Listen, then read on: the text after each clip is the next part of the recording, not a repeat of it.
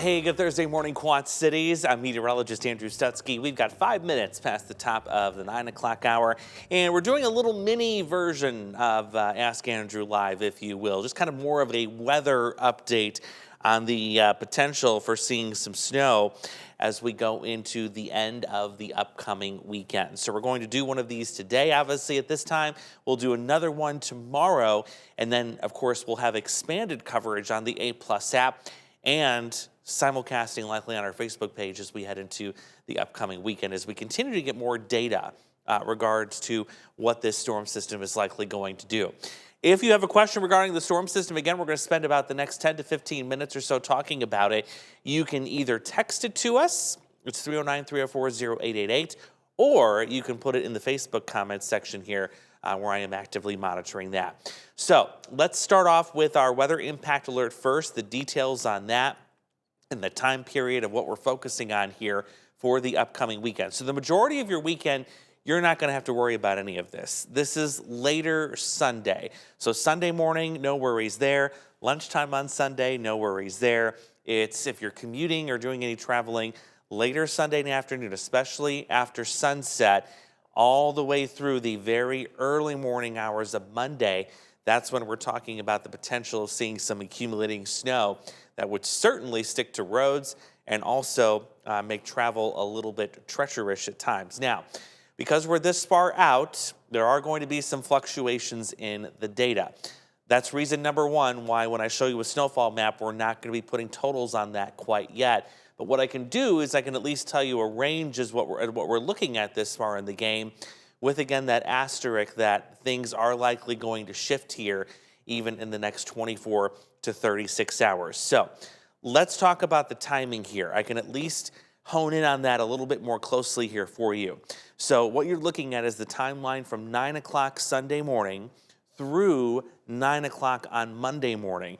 And this is what we're seeing right now as of this morning. You notice the snow beginning on an isolated to scattered basis between 3 and 6. So right around sunset, that continues to look like when we're going to start to see that steadier snow become more of a possibility. When would the heaviest fall? It would likely be while most of us are sleeping, later in the evening into the very early morning hours of Monday, and then we'll see the snow shut down completely, likely as we get into the morning commute. But still, there would be some side effects of that, especially depending on how much snow that we get, that could be problematic for that Monday morning commute. Let's go now. Again, we saw the first run of Future Track this morning. I showed that during GMQC. What I'm showing you first is the European model solution. I'm going to show you two different solutions here this morning.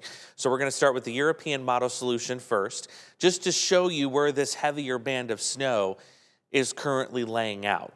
And you can see clearly, again, without putting numbers on here, where you have the purple to give you a range, that's a few inches plus. So we're talking 3 inches plus in this zone of purple.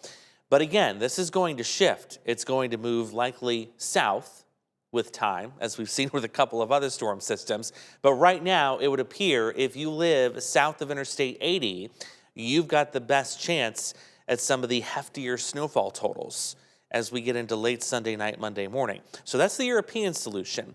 Now what I'm going to do is I'm going to zoom this back out, and I'm going to switch to another global forecast model, in fact, appropriately named the GFS. This would be the American model. And I want to show you what this is doing. So you can see, obviously, we have quite a discrepancy here. We have the European model, which is kind of targeting our southernmost hometowns. And then we have the GFS solution, which is coming in much more further to the south here and really doesn't give us, even in the Quad Cities, hardly anything at all as we go into Sunday night and Monday.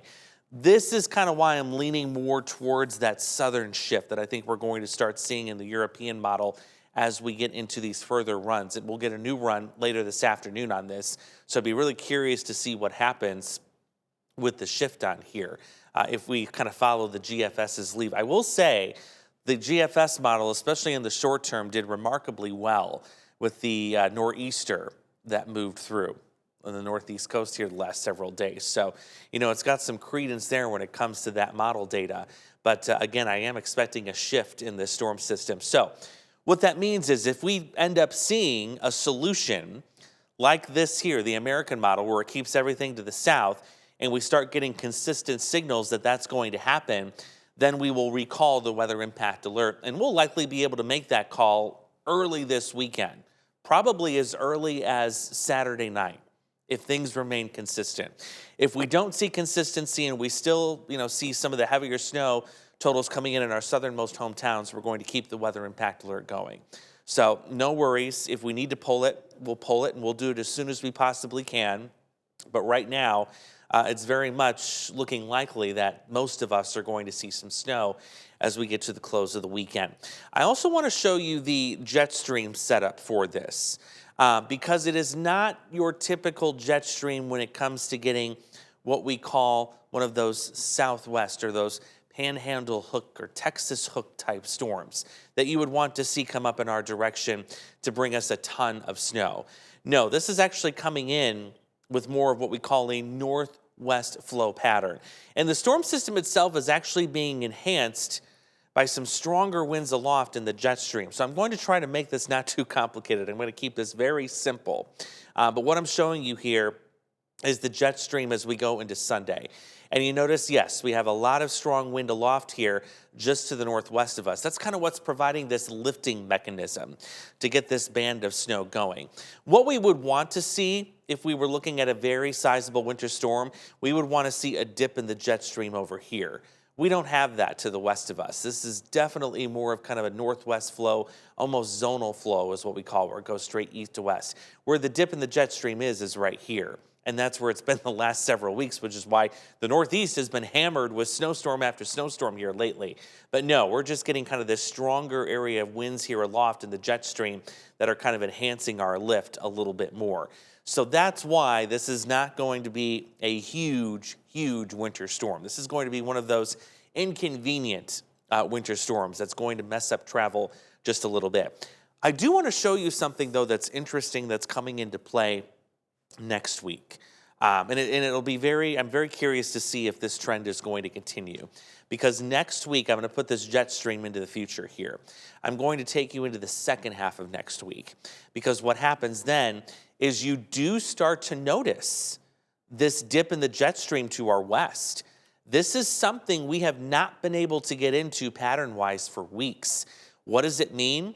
Well, it means that any storm system that comes through here, and there will be multiple of them, will have access to Gulf moisture that'll be moving northward, and there will be several disturbances that come through this. So that's why, if we were watching our 14-day this morning, we have nearly a chance of rain every single day starting next Wednesday all the way through the following Wednesday.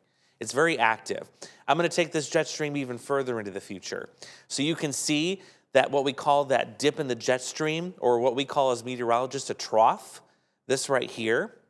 Let me put another pause point on and get my little arrow back. This right here. Notice it doesn't move. I'm going to rock this back and forth so you can see that. See how that dip just stays nearly in the same spot through that second week of March? What that means is we're still in that pattern of getting Gulf moisture and multiple storm systems to move through, and that could possibility bring in the chance, believe it or not, of getting some heavy rainfall as we head into early March. I mean, that's just remarkable. Now, the thing, of course, we're going to have to watch is, do we get the frost out of the ground before then? And actually, I haven't looked at this for a few days, so we'll do this live here while you guys are with me. See what the frost depth is here in Davenport. That should be able to tell us kind of what our risk would be if we were able to get this heavy rain in here in the next couple of weeks. So right now, it's loading the graphic. Our frost depth in Davenport, so how far down or how deep the frost is sitting at 11 inches. And I believe this was just updated yesterday. I'm just getting the information to load right now. Yep, 225. So that was updated yesterday. We're 11 inches down deep in terms of frost. So that is a little concerning when you're talking about that kind of a weather pattern where you're getting rain after rain after rain after rain. Yeah, we need the rain. The problem is we don't want it falling on top of frozen ground because then it can't soak in. It would just simply run off. Not to mention, this would be another issue too. If we got the snow later this weekend and we got a sizable amount, say a few inches or more, and then we get all this rain to follow, that also can't soak into the ground and has nowhere to go off but run into the rivers. Now, the one positive thing, the rivers have been running near normal to slightly below normal in terms of their river levels here lately, so that gives us a little bit of room to play, but I just wanted to point out that scenario coming in for next week. That is something we're really going to have to keep an eye on. For sure. But yeah, it's a very dynamic storm system. I would expect to see many, many more changes regarding its track. Not too many more changes regarding the timing here. Let me show you one more thing, and that is the future track run. So we'll start back with the American model, the GFS, showing, not much change with the start time here. This again is in the evening, but remember the GFS, the American model, was pulling this further to the south, which I could personally see this solution verifying. We've had a lot of a kind of a more southward shift here in some of these storm tracks lately, including what happened last night, don't forget, where we pulled that weather impact alert because of that farther south shift in the track. So, yeah, obviously, most of Sunday evening, snow, snow, snow. We get to Monday morning, it wraps up quick. Now let me show you the other solution, which is going to be the European solution. So we're going to peel some layers off here. We're going to put another layer back on, and we will show you how this is trending. So this again is the European model.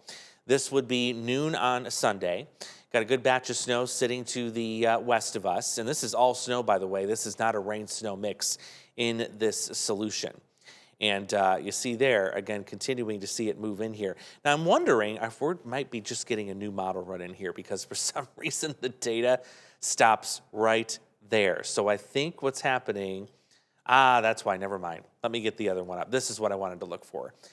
Yeah, you can see it's all snow throughout the region on Sunday. So there's no question whether this is going to be all snow, rain and snow, or rain and a little bit of snow. This is going to be all snow, no matter what track it takes. But yeah, you can see that snow sticks around for quite a while. Sunday night into Monday morning. We have an end time, right about 3, 4 o'clock for that heavier snow, then moving out of the region. So a lot of variables in play. Our goal, of course, with weather impact alerts is to at least give you a 4 to 5 day heads up. That's something could potentially be coming our way. I know that it is Thursday. A lot of you are starting to do your weekend planning. You're starting to figure out maybe you're going on a trip somewhere. You're starting to kind of ask yourself, okay, what could potentially be a problem as we're traveling this weekend? So Saturday's good.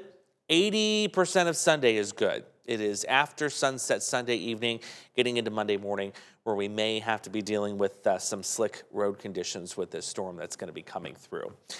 I've got time for a couple of your questions before I've got to hit the morning news editorial meeting, so I'd be happy to take those here right now. And a reminder, we'll come back right here tomorrow morning, same time, on the A+ app and also on our Facebook page, and we'll see if there's been any shift in this storm track. Be interesting to see if we get a southward shift, like the American model was talking about. And then also it'll be interesting to see, too, are we still on track to see very wet weather to follow, but of course will come with warmer temperatures, keeping it all rain. We have got Billy from Clinton in the chat this morning. Good morning, Billy. You're wondering what it looks like up north in Minnesota and how this could affect the upcoming flood season. Thank you for your time, and I hope everyone has a wonderful day. So, as I talked about a few minutes ago, if we end up getting the snow Sunday night into Monday morning, and then we get all this rain afterward, that's concerning, because there's nowhere for that rain to go until the snow melts, and even then the ground is still frozen 11 inches down, almost a foot down.